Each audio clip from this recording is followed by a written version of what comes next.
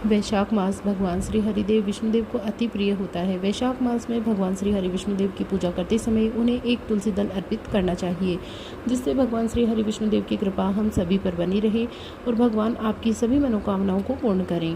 वैशाख मास में विष्णु पुराण सुनने से बहुत अधिक पुण्य प्राप्त होता है। हम विष्णु पुराण के पहले अंश में 9 अध्यायों को सुन चुके हैं। आज हम सुनेंगे 10वां अध्याय, जिसमें भृगु, अग्नि और अग्निष्ठवाताती पितरों की संतान का वर्णन है। श्री मैत्रेय जी बोले, हे मुने, मैंने आपसे जो कुछ पूछा था वह सब आपने वर्णन किया है। अब भृगु जी की संतान से लेकर संपूर्ण सृष्टि का आप मुझसे फिर से वर्णन कीजिए। श्री पाराशर जी बोले, भृगु के द्वारा ख्याति से विष्णु पत्नी लक्ष्मी जी और धाता विधाता नामक 2 पुत्र उत्पन्न हुए। महात्मा मेरुत की आयाति और नियति निम्नी कन्याएं धाता और विधाता की स्त्रियां थीं। उनसे उनके प्राण और मृकुंड नामक 2 पुत्र हुए। मृकतुंडु से मार्कंडेय और उनसे वेद शिरा का जन्म हुआ। अब प्राण की संतान का वर्णन सुनो। प्राण का पुत्र द्रुतिमान और उसका पुत्र राजावान हुआ। ही महाभाग, उस राजावान से फिर भृगु वंश का बड़ा विस्तार हुआ। मरीचि की पत्नी संभूति ने भी पूर्ण मास को उत्पन्न किया। उस महात्मा के विराजा और पर्वत 2 पुत्र थे। हे द्विज, उनके वंश का वर्णन करते समय मैं उन दोनों की संतान का वर्णन करूंगा। अंगिरा की पत्नी स्मृति थी और उनके सिन्नी वाली कुहुरा का अनुमति नाम की कन्याएं हुई। अत्रि की भार्या अनुसुईया चंद्रमा और दुर्वासा योगी दत्तात्रेय निष्पाप पुत्रों को जन्म दिया।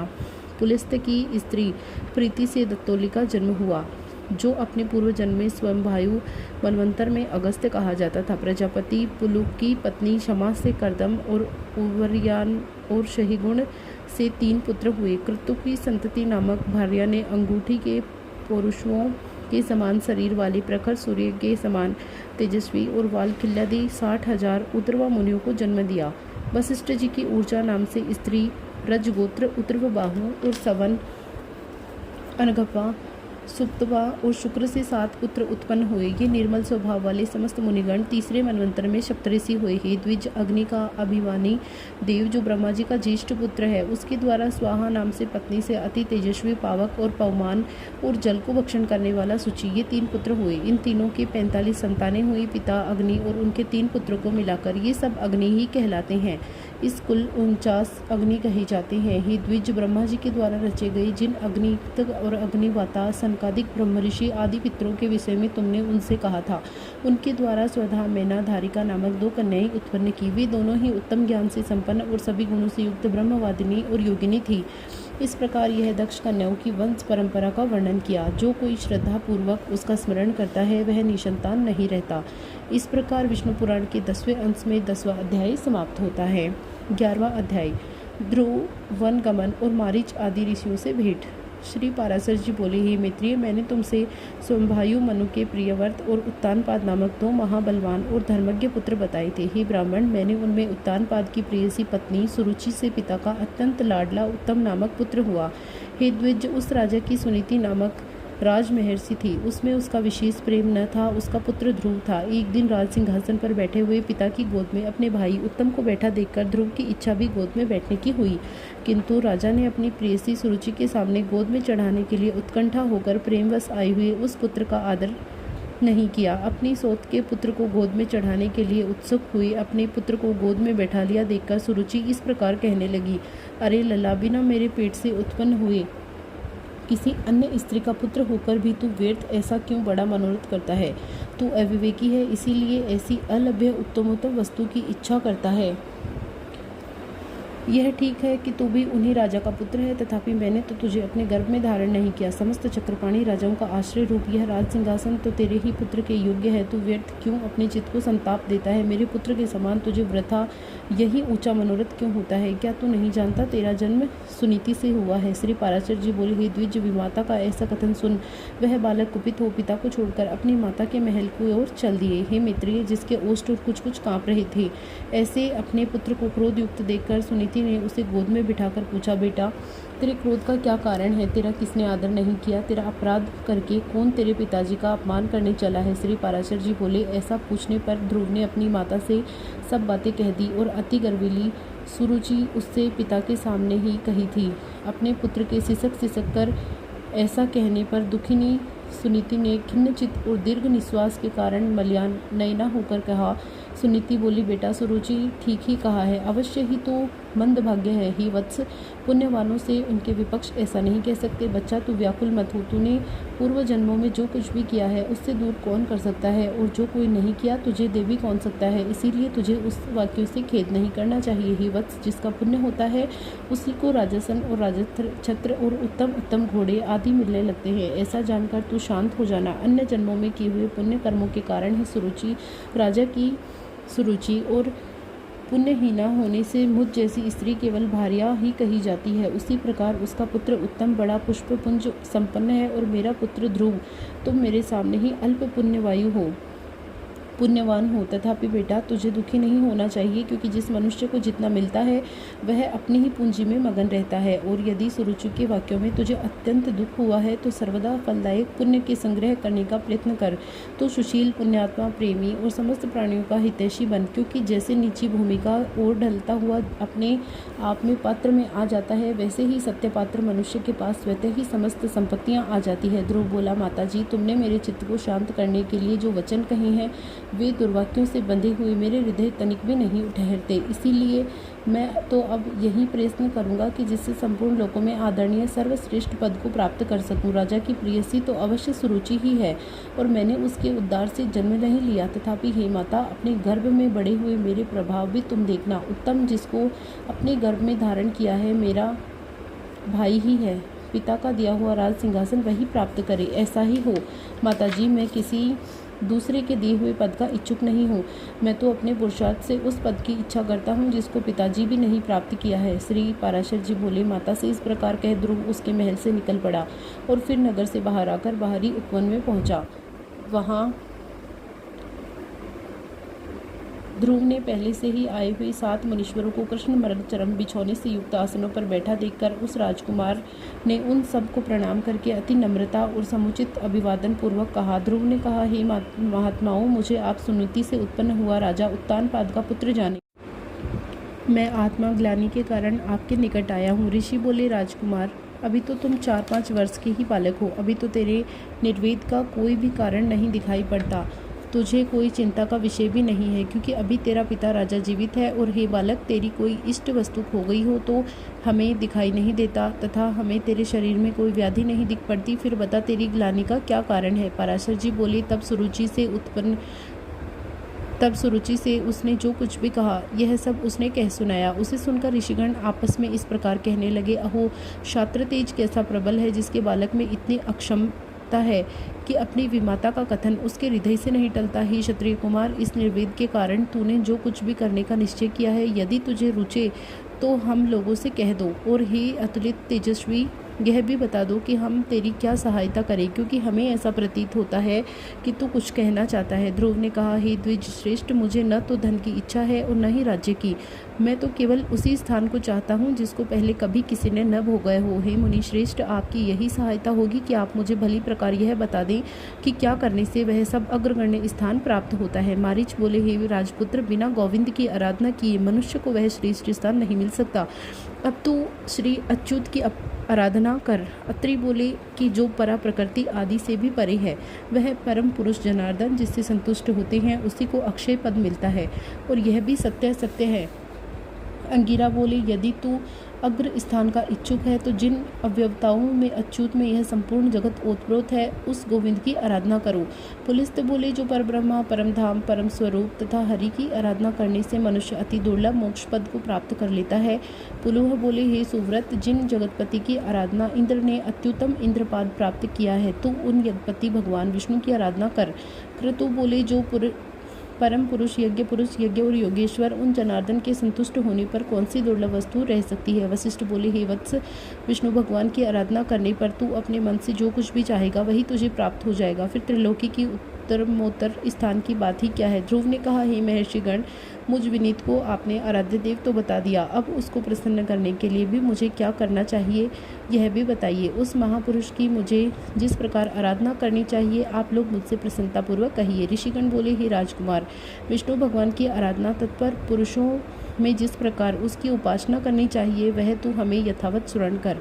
मनुष्य को चाहिए कि पहले संपूर्ण ब्रह्मा विषयों से चित्त को हटाए और उसे एकमात्र जगधार में स्थित कर ले। हे राजकुमार, वह इस प्रकार एकाग्रचित होकर तन्मय भाव से जो कुछ भी जानना चाहिए वह सुनो। हिरण्यगर्भ, पुरुष प्रधान और अव्यक्त रूप शुद्ध ज्ञान स्वरूप वासुदेव को नमस्कार है।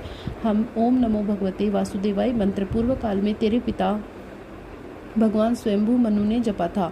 तब उनसे संतुष्ट होकर जनार्दन ने उन्हें त्रिलोकी में दुर्लभ मनोवांछित सिद्धि दी थी। उसी प्रकार तू भी इस निरंतर जप करता हुआ गोविंद को प्रसन्न कर। विष्णु पुराण के पहले अंश में 11वां अध्याय समाप्त हुआ।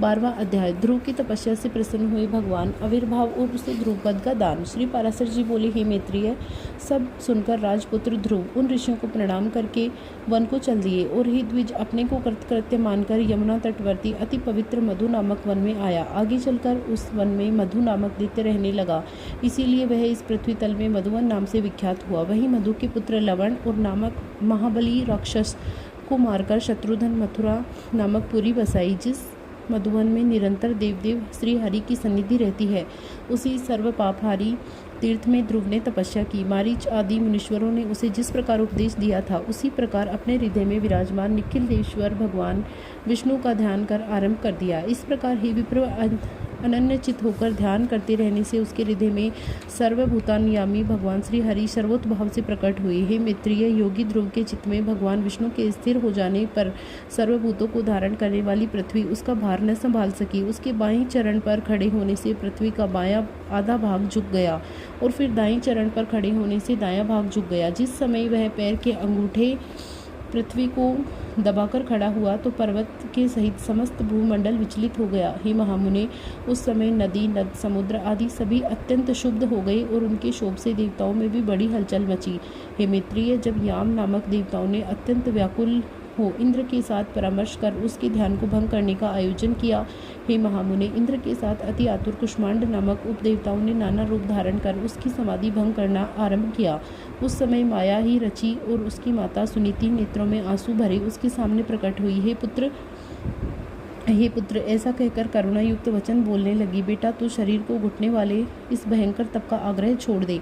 मैंने बड़ी बड़ी कामनाओं के द्वारा तुझे प्राप्त किया है। अरे, मुझे अकेली, अनाथा और दुखिया को सौत के कटु वाक्यों से छोड़ देना तुझे उचित नहीं। हे बेटा, मुझ आश्रयहीनता का एकमात्र तू ही सहारा है। कहाँ तो 5 वर्ष का तू और कहाँ तेरा यह अति उग्र तप। अरे, इस निष्फल और कलेशकारी आग्रह से मन को मोड़ लेना। अभी से तेरे खेलने कूदने का समय है, फिर अध्ययन का समय आएगा, तदनंतर समय भोगों के भोगने का और फिर अंत में तपस्या करना ठीक होगा। बेटा, तुझ सुकुमार बालक का जो खेल कूद का समय है उसी में तू तपस्या करना चाहता है। तू इस प्रकार क्यों अपने सर्वनाश में तत्पर है? तेरा परम धर्म तो मुझे प्रसन्न रखना है, अतः तू अपनी आयु और अवस्था के अनुकूल कर्मों में लग जा। मोह का अनर्वित न कर, इस तपस्वी रूपी अधर्म से निवृत्त हो। बेटा, यदि आज तू इस तपस्या को छोड़ेगा तो तेरे सामने मैं अपने प्राण छोड़ दूंगी। श्री पराशर जी बोले, हे मैत्रेय, भगवान विष्णु में चित्त स्थिर रहने के कारण ध्रुव ने उसे आंखों में आंसू भरकर इस प्रकार विलाप करती हुई देखकर भी नहीं देखा। तब अरे बेटा, यहाँ से भाग भाग, तेरा इस भयंकर वन में और कैसे घोर राक्षस अस्त्र शस्त्र उठाए आ रहे हैं। ऐसा कहती हुई वह चली गई।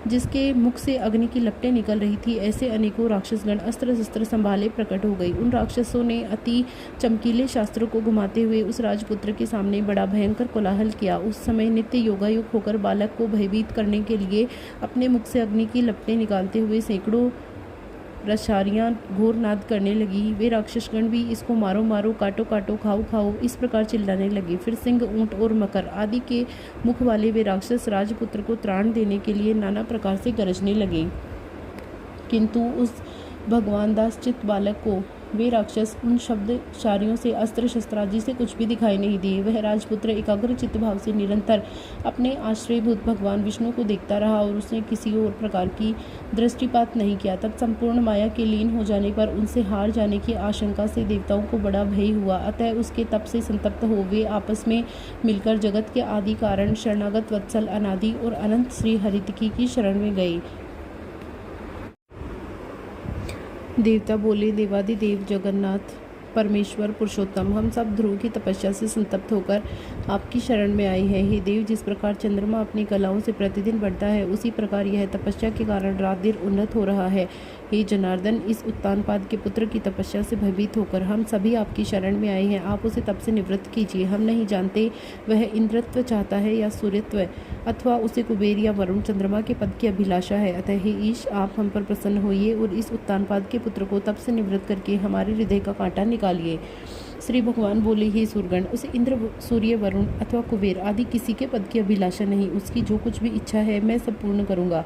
हे देवगण, तुम निश्चिंत होकर इच्छा के अनुसार अपने अपने स्थानों को चले जाओ। मैं तपस्या में लगे हुए उस बालक को निवृत्त करता हूँ। श्री पाराशर जी बोले, देवादिदेव भगवान के ऐसा कहने पर इंद्र आदि समस्त देवतागण उनको प्रणाम करके अपने अपने स्थानों में चले गए।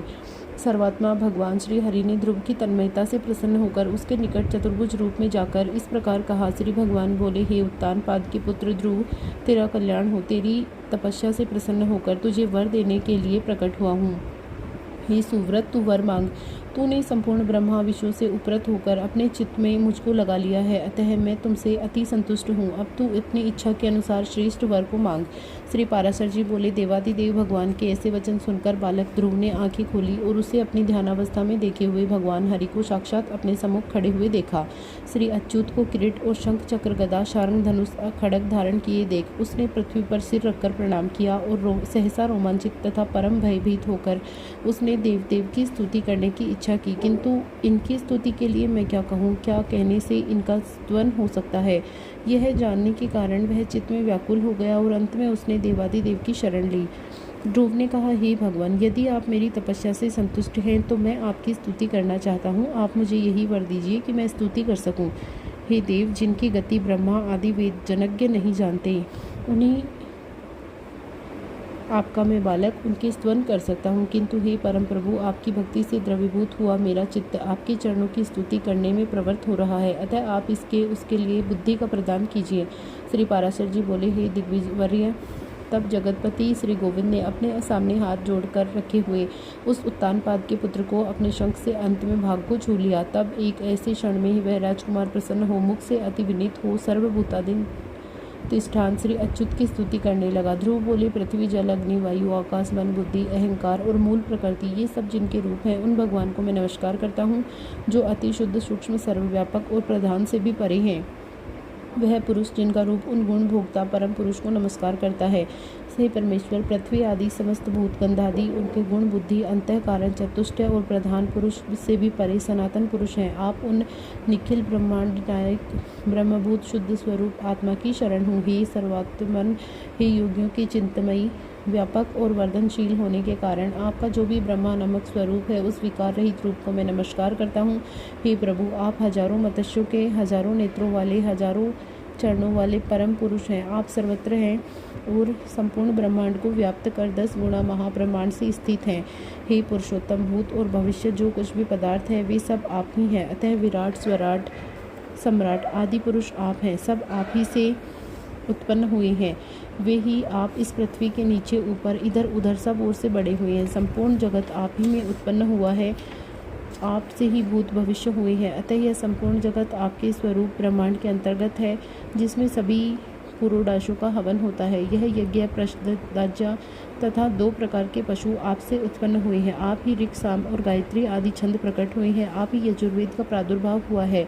आपसे ही अश्व और एक दांत वाले महिष आदि जीव उत्पन्न हुए हैं। आपसे ही गौओं और बकरियों, भेड़ों, मृगों की उत्पत्ति हुई है। आप ही मुख से ब्राह्मण और बाहुओं से क्षत्रिय, जंघाओं से वैश्य और चरणों से शूद्र प्रकट हुए हैं, तथा आप ही नेत्रों से सूर्य, प्राण से वायु, मन से चंद्रमा, भीतरी छिद्र से प्राण और मुख से अग्नि, नाभि से आकाश, सिर से स्वर्ग और श्रोत्र से दिशाएं, चरणों से पृथ्वी आदि उत्पन्न हुई हैं। इस प्रकार ही प्रभु यह संपूर्ण जगत आपसे ही प्रकट हुआ है।